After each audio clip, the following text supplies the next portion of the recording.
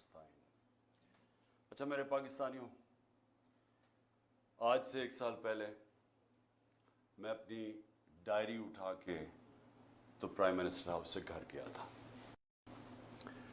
اور اس کے پیچھے ایک بہت بڑی سازش تھی۔ سازش کچھ سال پہلے سے شروع ہوئی۔ میں ایک سربراہ کو مل رہا تھا مڈل ایسٹ سے، تو اس نے مجھے کہا کہ تمہیں پتہ ہے کہ تمہیں ہٹانے کی کوشش کر رہی ہے اور جو تمہارا آرمی چیف ہے وہ تمہارے سے خوش نہیں ہے۔ تو میں بڑا حیران ہوا، میں تو سمجھا ہم ایک پیج پہ ہیں اور ہمیں تو کوئی سوچ بھی نہیں سکتا تھا۔ تو میں نے اس کو کہا تم کیا باتیں کر رہے ہو؟ مجھے کہ کانفرنس پہ ملا، تو جب ہم نے ریورس انجینئرنگ کی، جب سے ہماری گورنمنٹ گئی اور میں نے پھر پیچھے سارا جائزہ لیا کہ کیا کیا ایونٹس ہوئے اور کس طرح کی سازش ہوئی اور کون کون اس میں ملوث تھا، لیکن ایک کردار جو سب سے جو اس کا ماسٹر مائنڈ تھا، تو وہ پھر آہستہ آہستہ ساری سمجھ آ گئی کہ کدھر کدھر دھوکے ہوئے ہمارے سے، کدھر کدھر ہمیں لال بتی کے پیچھے لگایا گیا، کدھر کدھر جھوٹ بولے گئے۔ اور ساری کوشش یہ تھی، پہلے سے پلان بنا ہوا تھا کہ مجھے ریپلیس کرنا تھا شہباز شریف سے۔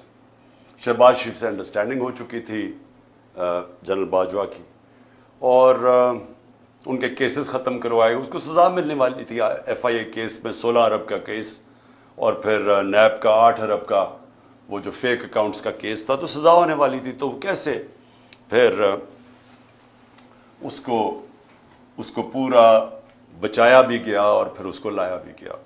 اور پھر جو ہم سمجھتے تھے کہ امریکہ سے سازش شروع ہوئی ہے، شروع وہاں سے نہیں ہوئی، شروع ادھر سے ہوئی تھی۔ انہوں نے حسین حقانی کو ہمارے گورنمنٹ نے ہائر کروایا گیا، میرے خلاف پروپیگنڈا کیا گیا، اور اس نے کہا کہ کیسے جنرل باجوہ کتنے اچھے ہیں اور پرو امریکہ ہے، اور عمران خان اینٹی امریکہ ہے، اور پھر ادھر سے وہ سائفر آیا۔ تو یہ خیر ہمیں بعد میں ساری چیزیں سامنے آ گئی۔ اب تو واضح ہے کہ یہ پہلے سے سازش تھی، اور اس کے اندر پھر باقی سارے ملتے گئے، یہ سارے پی ڈی ایم کے لوگ، یہ سب شامل تھے بعد میں۔ آج کا ہمارا ہم نے وائٹ پیپر نکالا ہے، اس کا مقصد صرف یہ ہے بتانے کے لیے کہ 1 سال میں ہوا کیا پاکستان سے، پاکستان 1 سال پہلے کھڑا کدھر تھا اور آج کدھر پہنچ گیا۔ تو میں یہ چاہتا تھا کہ آج اپنی قوم کے سامنے موٹی موٹی چیزیں رکھوں کہ ایک بند کمرے میں تھوڑے سے لوگوں نے مل کے فیصلہ کر کے آج جدھر پاکستان کو پہنچا دیا ہے، تو قوم کو کم از کم پتہ چلے کہ قوم سے ہوا کیا ہے۔ سب سے پہلے جیسی اور پاکستان کھڑا کدھر، سال پہلے کدھر کھڑا تھا؟ ایک تو اکنامک سروے میں آپ ساری چیزیں دیکھ سکتے ہیں، جو پاکستان کی جو ہر سال معیشت کے اوپر جو ایک سروے چھپتی ہے، اس میں یہ سب چیزیں آ جائیں گی۔ لیکن جو موٹی موٹی چیزیں یہ ہیں کہ ایک اکانومی جو بینکرپٹ تھی 2018 میں، سب سے بڑا بیرونی خسارہ تھا کرنٹ اکاؤنٹ ڈیفیسٹ تقریباً 20 ارب ڈالر کا۔ یہ پاکستان کی تاریخ کا ہمیں سب سے بڑا خسارہ ملا، اور ریزروز تھے کوئی 8 ارب ڈالر کے رہ گئے، تو روپے پہ پریشر تھا۔ اس مشکل وقت میں گورنمنٹ ملی، پہلے سال سٹیبلائز کی، دوسرے 2 سال کرونا سے ہمیں ڈیل کرنا پڑا۔ اب کرونا یہ یاد رکھیں کہ دنیا میں جو اس نے تباہی مچائی ہے، دنیا کی اکانومیز میں تباہی مچائی ہے، یہ کبھی سب کے سامنے ہے۔ یہ آپ بڑے آرام سے دیکھ سکتے ہیں کہ منفی میں چلی گئی گروتھ ریٹ، ہندوستان 7% پہ آگے بڑھ رہا تھا، وہ منفی میں چلا گیا۔ تو پاکستان نے جس طرح کرونا کا مقابلہ کیا، دنیا نے اکنالج کیا، دنیا کے world economic forum, economist magazine, ہر فورم کے اندر، ورلڈ ہیلتھ آرگنائزیشن نے اکنالج کیا کہ پاکستان ان چند ملکوں میں تھا، ٹاپ 3 ملکوں میں، جنہوں نے سب سے بہتر طریقے سے اتنا بڑا ایک کرائسس تھا اس کو سنبھالا۔ میں یہ صرف سوچ رہا ہوں کہ جو ان کی 1 سال کی کارکردگی ہے، اگر یہ خدا نہ خواستہ ہوتے تب تو इन्होंने क्या करना था? इन्होंने जो मुल्क से अभी किया है, सोचें अभी तो क्राइसिस तो उनको मिला ही नहीं है। क्राइसिस तो सारे हमें मिले थे, क्योंकि कोरोना का क्राइसिस हमने डील किया। इन्होंने जो बैंकरप्ट करके गए वो हमने इकोनॉमी खड़ी की। तो अगर ये वहां होते तो इन्होंने सबसे पहले तो लॉकडाउन लगा देना था। इनकी स्टेटमेंट्स आके बंद कर दो पाकिस्तान को। तो अगर वो बंद कर देते, आगे मुश्किल हालात थे, तो यहां तो लोगों ने भूखे मर जाना था। तो हमने जो स्मार्ट लॉकडाउन, उनकी तनकीद भी सुनी, तो शुक्र करें कि ये अल्लाह ने इनको तब वहां नहीं रखा हुआ था। उसके बाद आखिरी 2 साल 5.7% पे हमारी इकॉनमी ऊपर गई और 6% पे ऊपर गई। और ये याद रखें कि 17 साल में बेहतरीन पाकिस्तान की इकोनॉमिक परफॉर्मेंस थी।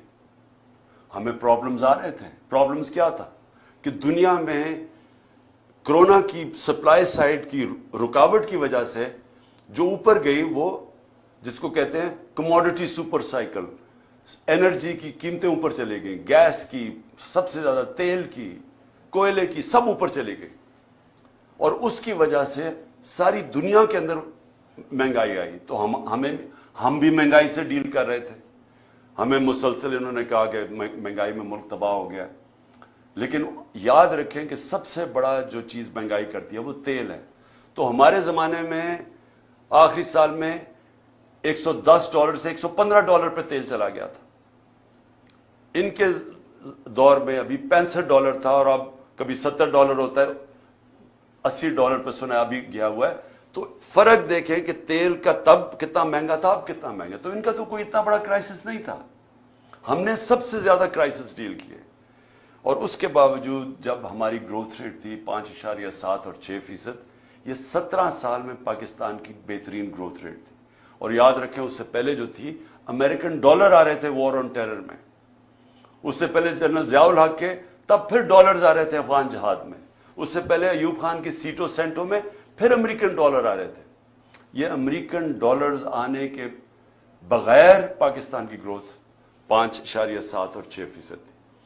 जो हमने तेल की कीमतें, पेट्रोल और डीजल की कीमत नीचे रखी, वो क्यों रखी थी?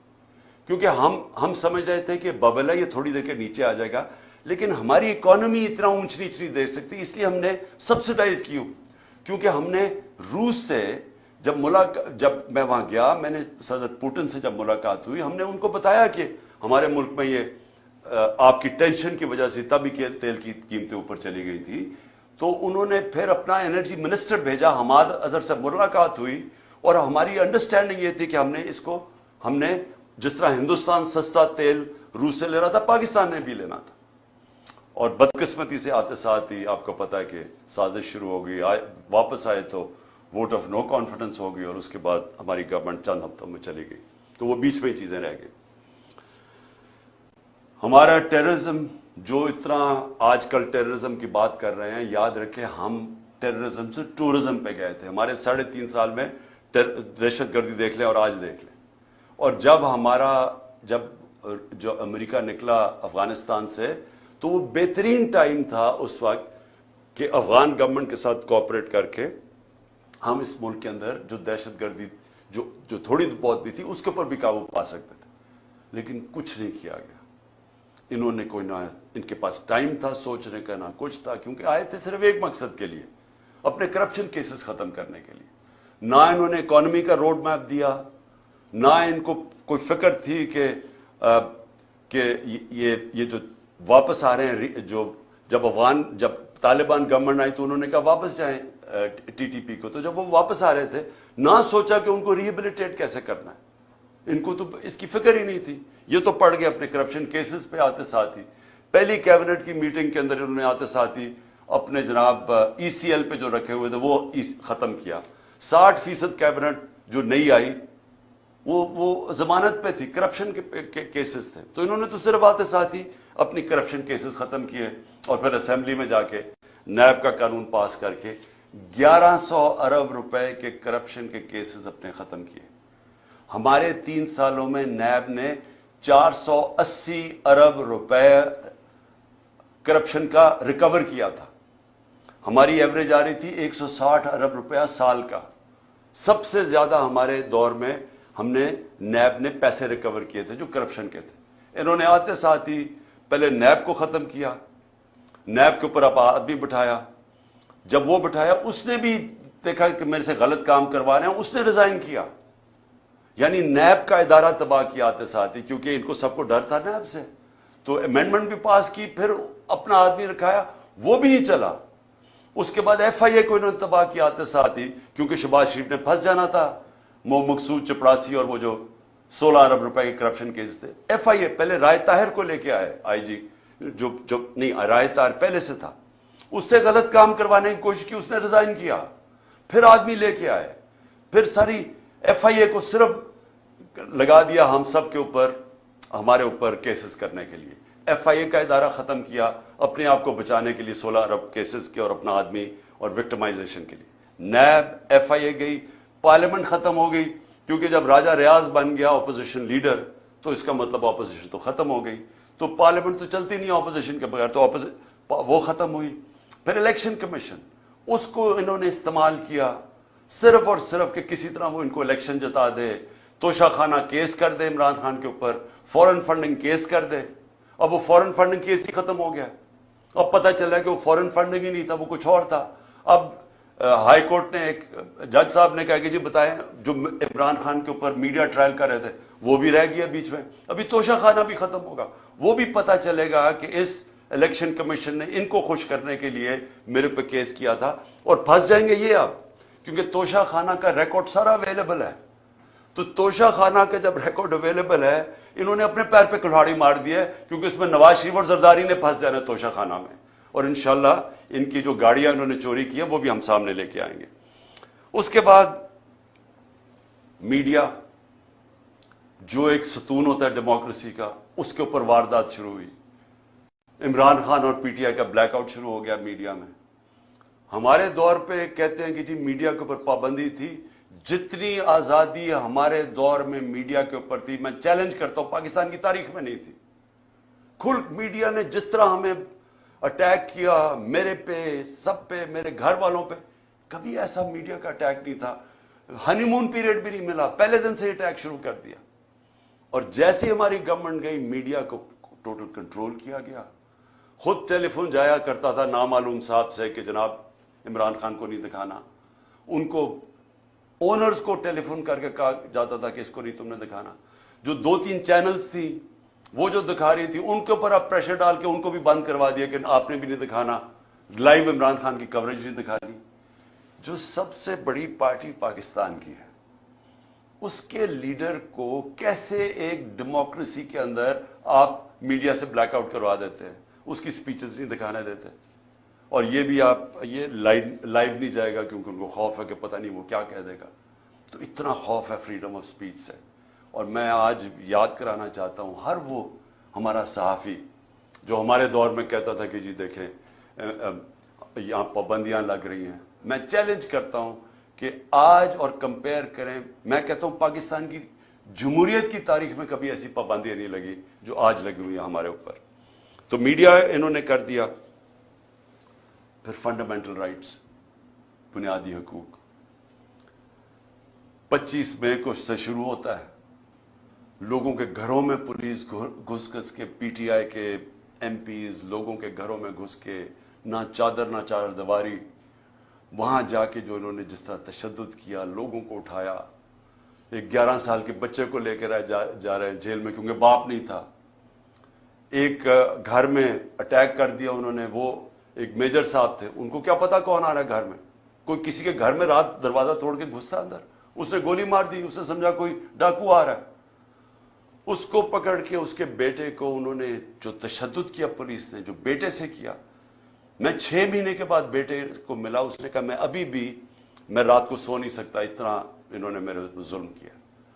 اس کے بعد 25 مئی کو جو عورتیں بچوں کے اوپر انہوں نے, وہاں دیکھ رہے ہیں کہ فیملیز آئی ہوئی ہیں.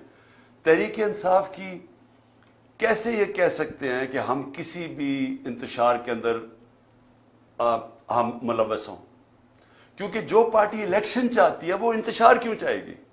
ہم تو پہلے دن سے کہہ رہے ہیں کہ پاکستان کے مسئلے الیکشن میں, وہ انتشار کیوں چاہے گی. لیکن ہر جگہ ہمارے اوپر انہوں نے ہمیں कोशिश की कि किसी तरह हम रिएक्ट करें, हमारे ऊपर टेयर गैसिंग या जो भी करें ताकि ये कह सकेंगे तहरीक इंसाफ इंतशार फैला रही है, ताकि और केसेस बनाएं और किसी तरह इलेक्शन ना हो मुल्क में कि जी फिजा नहीं है, सिक्योरिटी सिचुएशन नहीं है। तो हमारे पास तब से शुरू हुए। फिर उसके बाद हर जगह और बनते गए, केसेस बनते गए। मेरे ऊपर आज 144 केस बन चुके हैं। मेरे और अली अमीन के ऊपर, दोनों के ऊपर इन्होंने गद्दारी का केस बना दिया। मेरे ऊपर गद्दारी का केस यह है कि जनाब मैंने अपनी कई तकरीर में, और कोई एक मैजिस्ट्रेट कह रहा है कि मैं इतवार को ऑफिस था जब कोई होना नहीं चाहिए था। मैंने और मेरे स्टाफ ने देखा कि इमरान खान ने कोई ऐसी तौहीन कर दी है इदारे की, क्योंकि मैंने डर्टी हैरी का है और मैंने साइकोपैथ का है। इसके ऊपर मेरे ऊपर गद्दारी का पर्चा कर दिया। मैं आज जो ये कर रहे हैं, मैं उनसे सवाल पूछता हूं कि आपको पता है कि आप पाकिस्तान को कितना नुकसान पहुंचा रहे हैं इन चीजों से?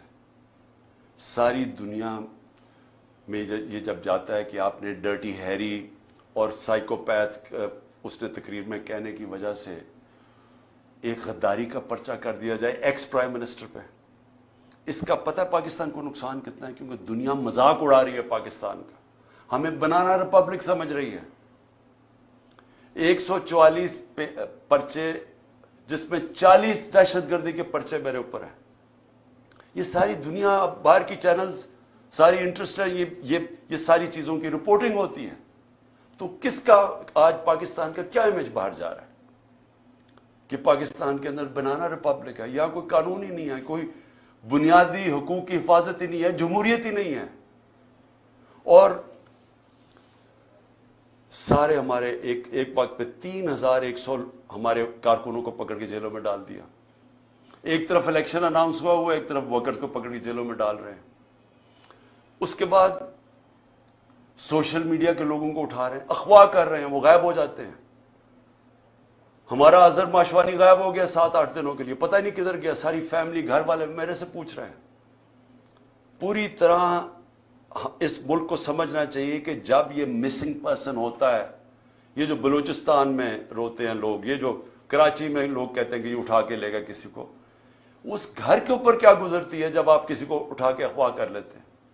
और फिर आजम स्वाति से जब उसको टॉर्चर किया जाता है, उसको कस्टोडियल, पहले तो उसको बच्चों के सामने, उसके पोते और पोतियों के सामने मारते हैं आके 3 बजे घर में घुस के, फिर उसको उठा के ले जाके नंगा करके टॉर्चर करते हैं 75 साल के आदमी को। उसके अंदर इतना गुस्सा है आज, क्योंकि जब आप किसी से इस तरह जलील करते हैं, आइन का जो आर्टिकल 14 है, जो राइट टू डिग्निटी देता है, हमें हमारी इज्जत नफ्स की हिफाजत करता है, जब आप उसको नंगा करके एक ट्वीट के ऊपर कि उसने बाजवा को कह दिया कि NRO2 आपने दिया है, उसके ऊपर उसको नंगा करके उसको तशद्दुद करो, सोचो कि उसका क्या इंपैक्ट गया, हमारी पार्टी पे क्या इंपैक्ट गया। और सबको पता कौन इसके पीछे था। पुलिस नहीं थी, नामालूम अफराद ने यह किया, गिल से यही किया। शहबाज गिल को भी उठा के लेके गए, 2 दिन रखा, तशद्दुद किया उसको। एक यूनिवर्सिटी का प्रोफेसर है, उसको पकड़ के इन्होंने तशद्दुद किया। किधर गए फंडामेंटल राइट्स? कोई पूछने वाला नहीं। खौफ है सारी जगह के, ओहो जी नामालूम ने उठा लिया, खौफ है इनका कि कोई सब इनके सामने डरते हैं। सोशल मीडिया के बच्चों को पकड़ा, किसी को कभी कोई उठा ले, उनकी अजीब अजीब खबरें आए, पकड़ के वही नंगा करके उनको जलील करके उनको फिर घर वापस दे कि आपने कुछ नहीं कहना, आपने किसी की तनकीद नहीं करनी। कोई यहां एक ऐसे अनटचेबल्स है, उनका नाम भी नहीं आपने लेना। यानी ये कोई मुशर्रफ के मार्शल लॉ के अंदर हमने कभी इस तरह की सख्ती नहीं देखी। मैंने कभी इस तरह, मैं ऑपोजिशन में था, कभी मैंने इस तरह का जुल्म नहीं देखा जो हमारे ऊपर हुआ, और होता जा रहा है, रुकता नहीं है। हमारे जो लोगों को उठाते हैं वो सब बताते हैं, उनको पकड़ के ले जाते हैं, रोजों में उनको उठाया, ना उनको रोजा खोलने दिया, गंदा पानी दें, फिर कोई नामालूम अफराद आ जाए, उनसे पकड़ के लोगों को उनको फेंटा लगाया उनको। और पुलिस का मैं ये कह दूं कि ज्यादातर पुलिस हमारे साथ सिंपैथेटिक थी। लेकिन मैं अब अपने घर का बताना चाहता हूं कि मेरे घर के ऊपर जो यहां अटैक हुआ।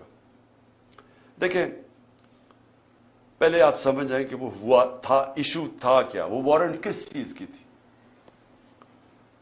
وارنٹ یہ تھی کہ ایک میجسٹریٹ کے کورٹ نے کہا کہ عمران خان کو وہاں ایک کیس کے اندر اپنی حاضری دینی ہے بیل کے لیے۔ میں کیوں نہیں جا سکا؟ پہلے مجھے گولی لگی ہوئی تھی، 3.5 مہینے میری ٹانگ ٹھیک نہیں تھی، ٹریول نہیں کر سکا۔ اس کے بعد میں نے ساری عدالتوں میں، ہائی کورٹ اسلام آباد جانا شروع کیا۔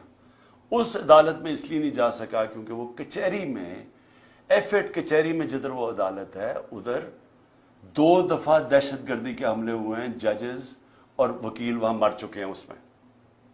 اس لیے ہماری سیکیورٹی، کیونکہ گورنمنٹ کا کام ہے مجھے سیکیورٹی دینا، یہ دے نہیں رہے۔ انہوں نے جو پرائم منسٹر کی بھی سیکیورٹی تھی، ایکس پرائم منسٹر، وہ بھی ہٹا لی ہے، اور اس جگہ کے اوپر سیکیورٹی تھی نہیں۔ تو ان سے وکیلوں نے درخواست کیا میجسٹریٹ کو کہ وہ آپ دوسرے عدالت میں چلے جائیں تو ہم آ جائیں گے۔ اس کے اوپر اس نے میری وارنٹ نکال دی۔ وارنٹ نکلی تھی بنی گالا کے لیے، لے کے آنا تھی، اور انسپیکٹر نے وارنٹ لے کے آنا تھا۔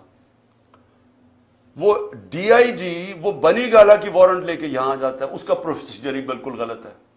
پہلے تو وارنٹ یہ تھی کہ عدالت میں آنا تھا 18 کو، وہ میں ویسے ہی جا رہا تھا عدالت میں، لیکن وہ وارنٹ یہ 3-4 دن پہلے آ گئے یہاں کہ جی آپ کو ہم نے اریسٹ کرنا ہے۔ بالکل غلط تھا، غیر قانونی تھا۔ اس کے بعد انہوں نے جب یہاں پولیس فوج جمع کر دی، جس طرح کہ دنیا کا سب سے بڑا دہشت گرد یہاں چھپا ہوا ہے، 3 طرف سے پولیس، تو شام کو میں نے وکیل کے ذریعے اشتیاق خان جو پریزیڈنٹ ہے لاہور بار ہائی کورٹ کا، اس نے میں نے ایشورٹی بانڈ دیا کہ میں پہنچ رہا ہوں وہاں 18 کو، اور جب وہ ایشورٹی بانڈ مل جائے قانون کے مطابق اریسٹ نہیں کر سکتے۔ وہ CCPO وہ لیتا ہی نہیں ہے بانڈ، کیونکہ نیت کچھ اور تھی۔ نیت کیا تھی یہ ذرا میں آپ سب کو بتا دوں۔ نیت ان کی یہ تھی کہ 2 قسم کے ان کے سامنے ماڈل تھے جو میرے اوپر آزمائے۔ پہلے تھا سلمان تاثیر کا قتل، وہ دینی انتہا پسند نے جو وزیر آباد جس کے نام پہ انہوں نے یہ پلان کر کے کیا ہوا تھا۔ پہلے انہوں نے ایک کیمپین چلائی کہ عمران نے توہین مذہب کر دی ہے۔ میں نے تب پبلک میں کہا کہ یہ اب سلمان تاثیر ٹائپ قتل کرائیں گے میرا دینی انتہا پسند سے، اور وہی ہوا۔ وہ اس نے میرے پہ واردات کی وزیر آباد میں۔ اس کے بعد کور اپ کیا گیا۔ پہلے تو میری FIR نہیں رجسٹر کی، مجھے پتا تھا وہ کون 3 لوگ ہیں جو پیچھے تھے، کیونکہ میں تو پہلے سے کہہ رہا تھا کہ یہ میرے اوپر واردات ہونی ہے۔ اس کے بعد جب واردات ہوگی، انہوں نے سیبوٹاج کیا JIT کی، کیونکہ اگر وہ فائنڈنگ سامنے آ جاتی تو پتا چل گیا تھا 3 شوٹر ہیں، ایک تھا ہی نہیں، تو وہ دینی انتہا پسند کا جو انہوں نے بوگی بنائی تھی وہ تو ختم ہو گئی تھی۔ تو انہوں نے وہ سیبوٹاج کی۔ کون تھے پیچھے؟ وہ طاقتور جو سارے پاکستان میں وہ طاقتور جو فیصلہ کرتا وہ ہوتا ہے، وہ پیچھے تھے۔ اس کے بعد اگلا پلان بنتا ہے یہ جو میرے گھر پہ یہ اٹیک، یہ دوسرا ماڈل تھا مرتضی بھٹو ٹائپ قتل، کہ انہوں نے اٹیک کرنا تھا، یہاں ہو رہا ہے، اور اسی کے اندر جناب عمران خان کو قتل ہو گیا۔ تو وہ مرتضی بھٹو کا ماڈل تھا۔ یہاں پہلے کیا، ساری رات اٹیک کرتے رہے، اتنی پولیس رینجرز جس طرح کا انہوں نے کیا، سب غیر قانونی تھا۔ مقصد کچھ اور تھا، مقصد یا قتل کرنے کا تھا، یا پھر اٹھا کے جیل کے اندر کوئی زہر دے دینی تھی، جو کہ ان کا وہ جس طرح 4 مرے ہیں ہارٹ اٹیک سے شہباز شریف کے گواہی، وہ دوسرا وہ ماڈل تھا۔ اس کے بعد میں جاتا ہوں اسلام آباد، ادھر دوسرا پلان، پھر مرتضی بھٹو پلان بنا ہوا تھا۔ اندر پہلے انہوں نے مجھے اکیلا کرنا تھا، اندر جانا تھا، وہاں رینجرز پولیس بھرے ہوئے تھے، نامعلوم افراد۔ تو وہ تو شکر ہے ہمارے اندر جو وکیل تھے ان کو بھی مارا، شبلی فراز کو مارا وہاں، اور اس نے جلدی سے انہوں نے آ کے بتایا کہ یہاں نہ ہو، یہاں تو ٹریپ ہے، ڈیتھ ٹریپ ہے۔ وہ اللہ نے وہاں سے بچایا۔ تو یہ سارا پلان بنا ہوا تھا عمران خان کو راستے سے ہٹانا۔ وہ کیونکہ 37 میں سے 30 بائی الیکشن ہم جیت چکے تھے، پاکستانی قوم ہمارے ساتھ کھڑی ہو گئی تھی، ڈر ان کو الیکشن سے لگ چکا تھا، الیکشن سے یہ بھاگ رہے تھے، اور اس الیکشن سے بھاگنے کے لیے ان کو ڈر یہ تھا کہ اگر اس کو جیل میں بھی ڈالتے ہیں تو اس کی پاپولیرٹی اوپر چلی جائے گی، لہٰذا اس کو قتل کرو، راستے سے ہٹاؤ۔ تو یہ جو 144 کیسز ہیں، یہ سارا اسی کی کڑی ہے۔ پھر اسی دور میں میڈیا کا کیا، یعنی جو بنیادی حقوق تو تباہ کر دیے انہوں نے۔ جو ابھی علی امین کو پکڑا، اب علی امین کو کس طرح پکڑا؟ اس کو پولیس، اس کا جو ڈی پی او پکڑنے آیا، اس نے سٹیٹمنٹ دی کہ جو بھی ہو جائے میں نے اس کو پکڑ کے لے کے جانا ہے، عدالت بھی نہ اسے جانے دے۔ یعنی ایسا کہ ٹارگٹ کر کے جو مین لوگ ہیں عمران خان کے ساتھ، ان کو پکڑ کے جیلوں میں ڈالنا ہے۔ اگر عمران خان نہیں تو مین لوگوں کو جیلوں میں ڈالو۔ اچھا، اس کے بعد معاشیت۔ اب ذرا معیشت کیا تھی؟ میں نے شروع میں آپ کو بتایا کہ اکانومی گرو کر رہی تھی، انڈسٹری 17 سال میں لارج سکیل مینوفیکچرنگ انڈسٹری 10% کی ریٹ پہ گرو کر رہی تھی، 10% پہ، جو کہ بڑی انڈسٹری ہوتی ہے جس سے سب سے زیادہ روزگار ملتا ہے۔ 3 سال میں 55 لاکھ لوگوں کو مزید روزگار ملا، یہ بھی ورلڈ بینک کی ہے۔ اور ہمارا جو زراعت ہے وہ 4.5% پہ گرو کر رہی تھی، 2 سال مسلسل بمپر کراپس ہوئی۔ کیوں؟ کیونکہ ہم نے پیسہ، گنا کا جو فصل تھی اس کا پورا پیسہ دینے دیا۔ ہم نے شوگر مل مافیا کو، جو بیچارے کسان کے اوپر ظلم کرتے ہیں، اس کے حق مارتے ہیں، ہم نے ان کو ٹائم پہ پیسے دلوائے، پوری قیمت دلوائے، انہوں نے پیسہ اپنی زمینوں پہ لگایا۔ تو سب سے زیادہ پیسہ زراعت میں گیا ہمارے دور میں، اور اس کی وجہ سے انہوں نے، ہماری فصلیں بھی زبردست ہوئی، زراعت بھی بڑھ رہی تھی، انڈسٹری بھی بڑھ رہی تھی۔ آئی ٹی کی ایکسپورٹس جو مستقبل ہے 75% 2 سالوں میں بڑھی۔ تو ملک تو صحیح راستے پہ جا رہا تھا، ریکارڈ ہماری ٹیکس کلیکشن ہو رہی تھی۔ تو اب کیا حالات ہیں معیشت کے؟ 6% سے ورلڈ بینک کے مطابق 0.4% پہ گروتھ ریٹ نیچے چلی گئی۔ اس سے ورلڈ بینک کی رپورٹ ہے کہ 40 لاکھ لوگ غربت کی لکیر سے نیچے چلے گئے۔ مہنگائی جس کے اوپر سارا شور مچا ہوا تھا ہمارے دور میں، یاد رکھیں کہ ہمارے دور میں جو مہنگائی کی اصل وجہ تھی وہ تیل تھی۔ تیل ہمارے دور میں 110 سے $115 بیرل پہ کیا تھا، یہ نیچے آ کے $65 سے اب کوئی $80 کے بیچ میں ہے۔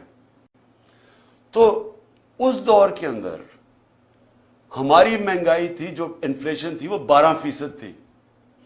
ان کے دور میں وہ پہنچ گئی تقریباً 35%، اور جو کھانے پینے کی چیزیں ہیں وہ 1 سال میں 50% بڑھی ہیں۔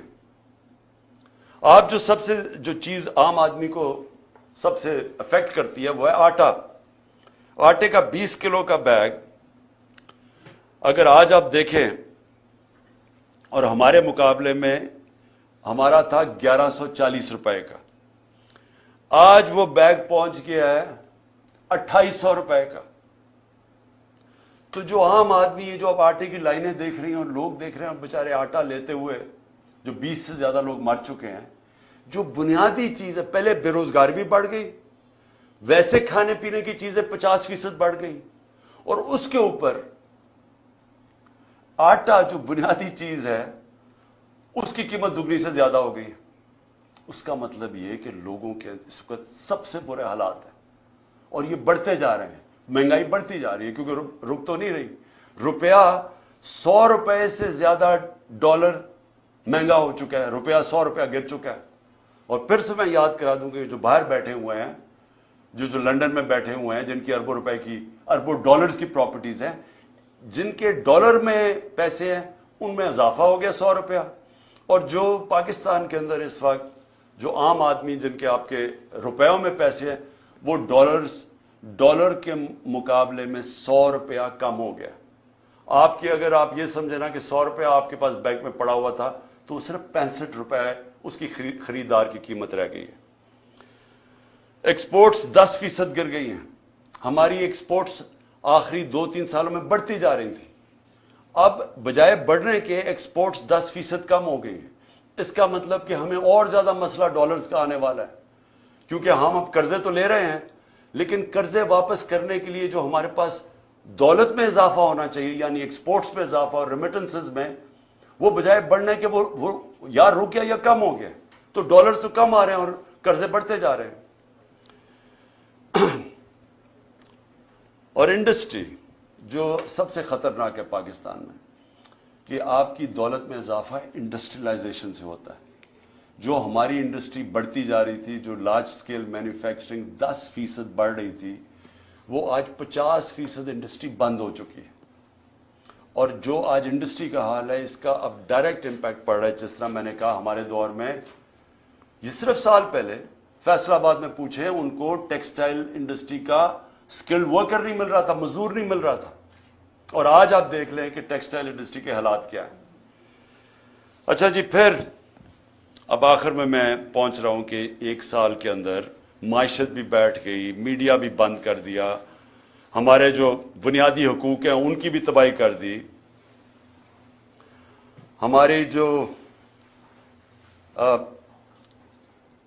हमारी जो टेररिज्म है पाकिस्तान में, जो टूरिज्म की तरफ चले गए थे, बाहर की ब्रिटिश एयरवेज, बाहर की एयरलाइन, वर्जिन अटलांटिक एयरलाइंस आनी शुरू हो गई थी पाकिस्तान में, क्रिकेट टीम्स आनी शुरू हो गई थी, वो आज फिर दहशतगर्दी बढ़ती जा रही है। क्योंकि अमन था तो ये सब आ रहे थे, तो इनके दौर में दहशतगर्दी बढ़ती जा रही है। अब आखिर में मैं अपनी बात खत्म करता हूं। अब पाकिस्तान किधर जा रहा है? सारी कौम को हमें अब सोचना चाहिए कि हमारा मुल्क जा किधर रहा है। सारे इदारे हमारे गए, पार्लियामेंट हमारी गई, जिस तरह फिर से देखिए मुल्क चलता है इदारों के ऊपर। पार्लियामेंट एक इदारा है, पार्लियामेंट की आज हैसियत खत्म हो गई है। आज पार्लियामेंट के अंदर कोरम ही पूरा नहीं होता, तो इसको कोई शौक ही नहीं है पार्लियामेंट में, इसका मकसद ही खत्म हो गया जब अपोजिशन खत्म हो गई। लेकिन जो गवर्नेंस के इदारे हैं वो गए। जब आपकी इलेक्शन कमीशन के ऊपर इत्मीनान उठ जाए, जब नैब खत्म हो जाए, जब FIA खत्म हो जाए, जिसने इन्वेस्टिगेट करना है करप्शन, उनको सिर्फ इस्तेमाल करो विक्टिमाइजेशन के लिए। केयर टेकर गवर्नमेंट, अब केयर टेकर गवर्नमेंट भी एक इदारा है। वो केयर टेकर गवर्नमेंट्स बनी इसलिए थी कि ये न्यूट्रल होंगी, ताकि न्यूट्रल गवर्नमेंट न्यूट्रल अंपायर बनेंगी इलेक्शंस करवाने के लिए, ये इसलिए बनी थी। ये जो केयर टेकर गवर्नमेंट बनी है, कोई तसव्वुर कर सकता है इस तरह के लोगों को कोई न्यूट्रल कह सकता है? 3100 कारकुनों को पकड़ के जेल में डाल दें, मेरे घर पे हमला कर दें, मैं जाता हूं इस्लामाबाद, पीछे मेरी बीवी अकेली घर पे, वो पूरा दावा बोल देते हैं, मारते हैं उनको, नौकरों को मारते हैं, खंसामे को ले जाते हैं। अच्छा, खंसामे से सवाल क्या पूछते हैं ये नामालूम अफराद? ये भी सुन लें कि जी इमरान खान के जो घर पे, जो कमरे में इसके शीशे लगे हुए हैं, उस खंसामे से पूछ रहे हैं क्या वो बॉम्ब प्रूफ है या बुलेट प्रूफ है। फिर उससे पूछ रहे हैं कि जनाब कितना रास्ता है किचन से इमरान खान के बेडरूम की तरफ। ये खंसामे से सवालात पूछ रहे हैं। वो और है कि वो खाता क्या है, ताकि वो जहर देने के लिए पता चल जाए खाता क्या है। ये हमारे मुल्क के हालात हैं।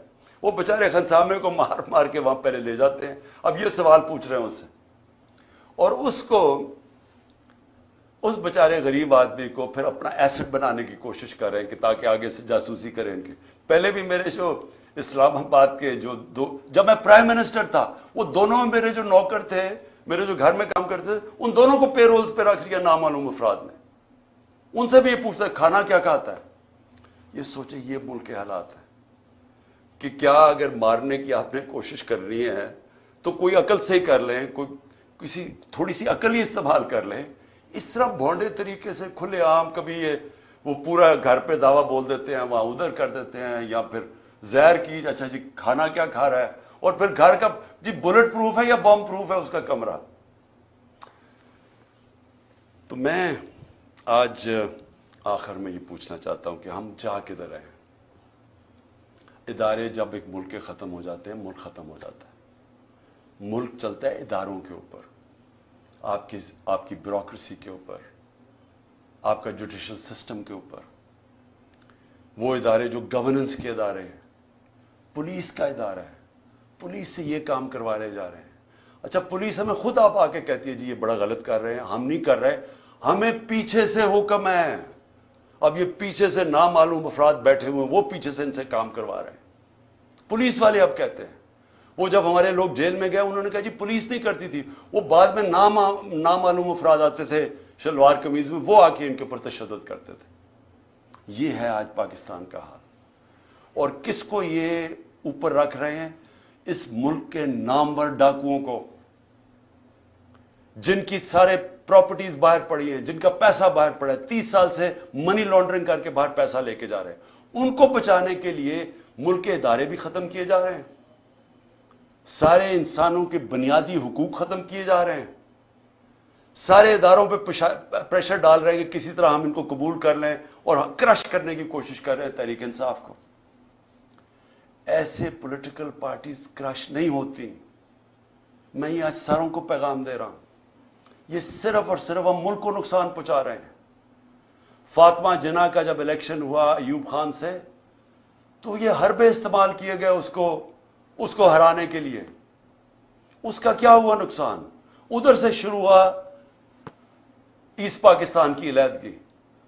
मुजीबुर रहमान इनके साथ थे, फातिमा जिन्ना के साथ। ईस्ट पाकिस्तान ने फातिमा जिन्ना को वोट दिया था, यहां हरबे इस्तेमाल करके उसको हराया गया। क्या नतीजा हुआ उसका? मुल्क टूट गया, क्योंकि वही मुजीबुर रहमान आखिर में इलेक्शन स्वीप कर गया, क्योंकि उन्होंने कहा यहां तो जमहूरियत ही नहीं है, यहां तो हमारी आवाज ही नहीं है।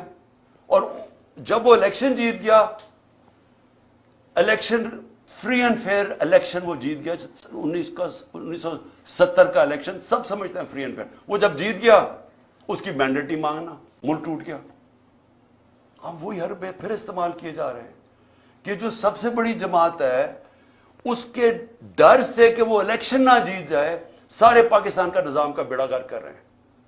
हर वो इदारा खत्म कर रहे हैं कि किसी तरह उनको जिता दे, चोरों को, इनको किसी तरह या इलेक्शन हो ना या ये जीते ना।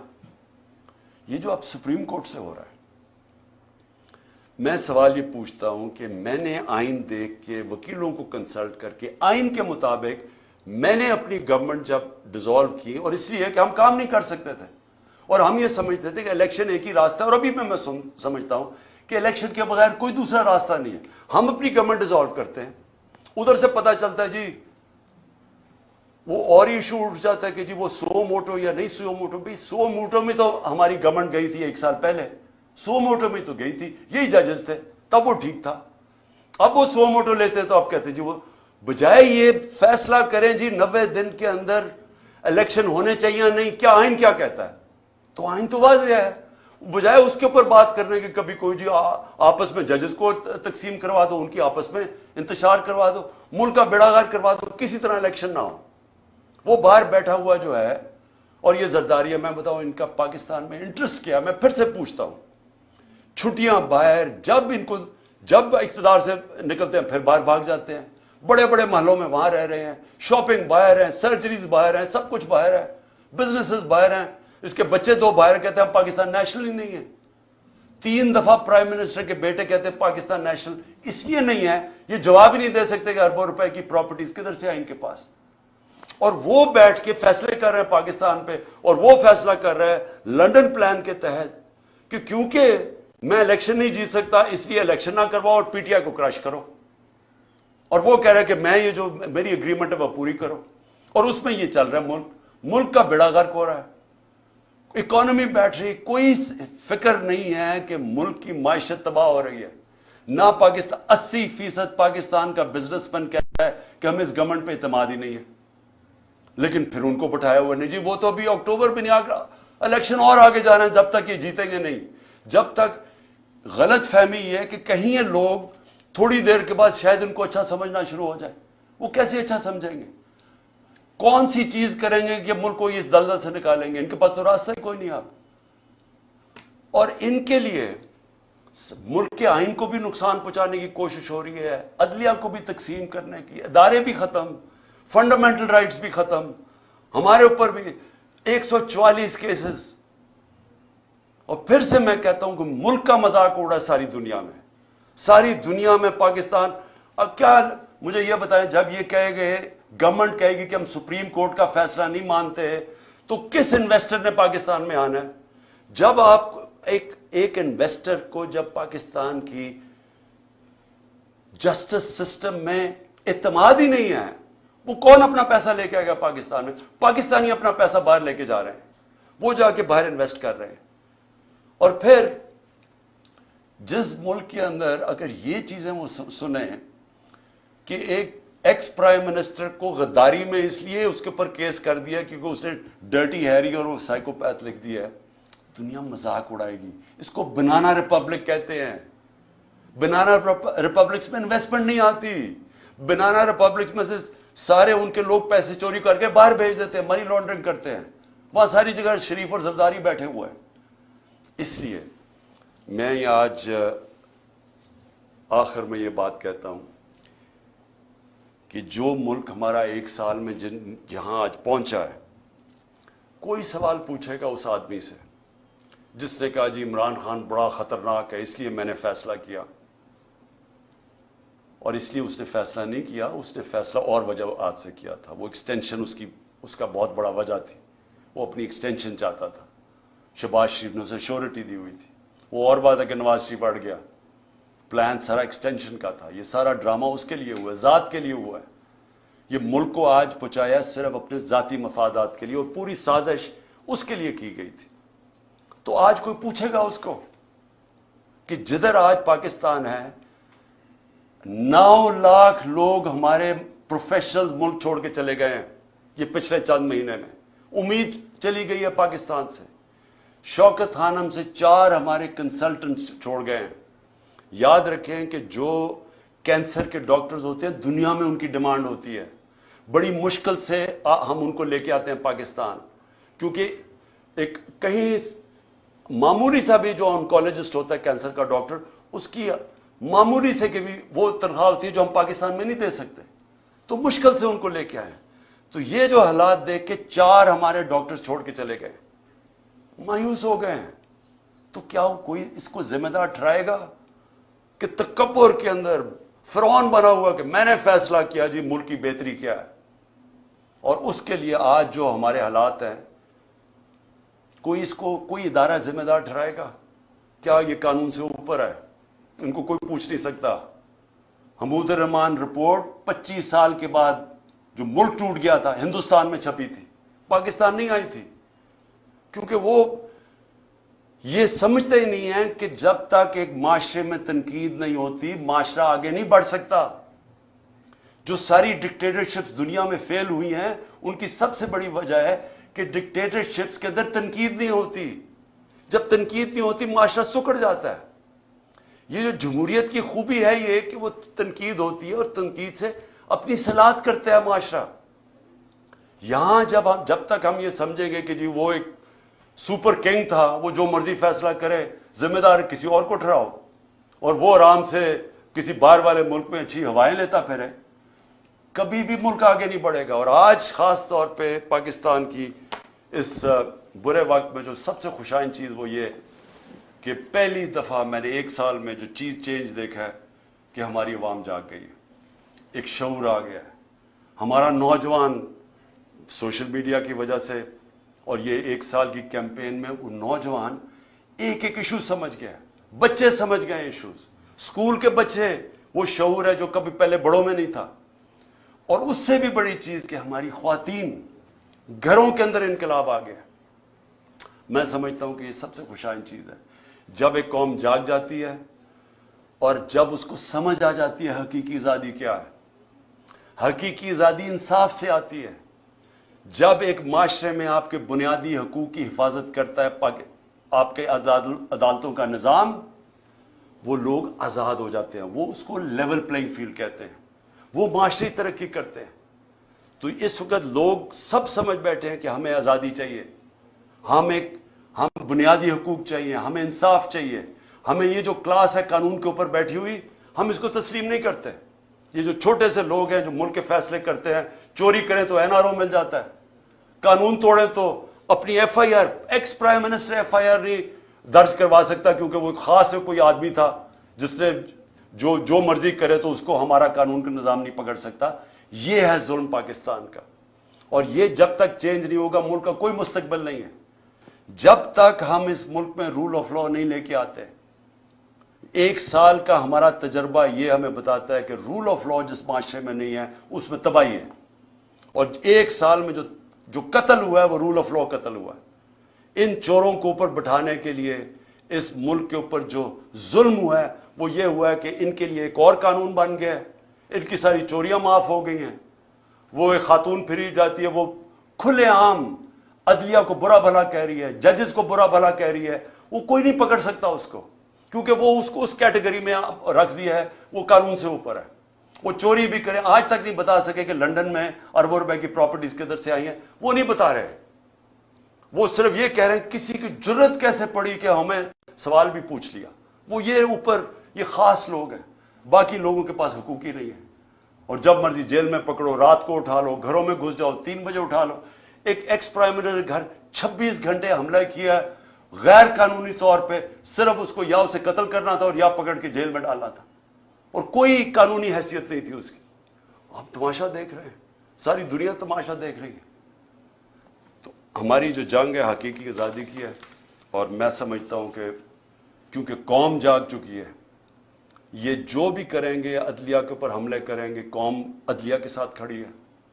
पाकिस्तान की वकला कम्युनिटी को खड़ा होना पड़ेगा अदलिया के साथ, क्योंकि अगर आइन गया तो कौम खत्म। और दूसरी चीज कि ये जो कर रहे हैं हमारे, ये जो लोगों को पकड़े, अली मीन को जो पकड़ा है, जो केसेस कर रहे हैं, लोगों को जेलों में डाल रहे हैं, मैं आखिर में ये कहना चाहता हूं कि मेरी कौम तैयार हो जाए कि अगर इनका ख्याल है कि हम चुप करके एक, या तो उन्होंने इलेक्शन नहीं करवाने, तब भी हमें सड़कों पर निकलना पड़ेगा, और अगर इन्होंने, और पुरअमन तरीके से, और अगर इन्होंने इलेक्शन करवाए और ये सबको अंदर बंद कर दिया, सारों को जेलों में डाल दिया, कारकुनों को जेलों में डाल दिया, कैंडिडेट्स को हरासा किया, ताकि हमारे हाथ बांध के अगर हम इलेक्शन लड़ें, और इनका ख्याल है कि हम चुप करके बैठे रहेंगे, फिर हमें सड़कों पर निकलना पड़ेगा। और मैं अपनी कौम को यह कहना चाहता हूं, हम हर चीज के लिए तैयार होना चाहिए। और हम अगले दिनों में हम देखेंगे किस तरह जा रहा है। अगर हमने देखा कि ये इसी तरह ही या इलेक्शन से भाग रहे हैं, क्योंकि इलेक्शन से तो भाग रहे हैं, अगर इन्होंने भागने की कोशिश की अदलिया को तकसीम करके, और या फिर इन्होंने हमारे ऊपर इसी तरह के हरबे इस्तेमाल किए, हम सब सड़कों पे होंगे। पाकिस्तान जिंदाबाद।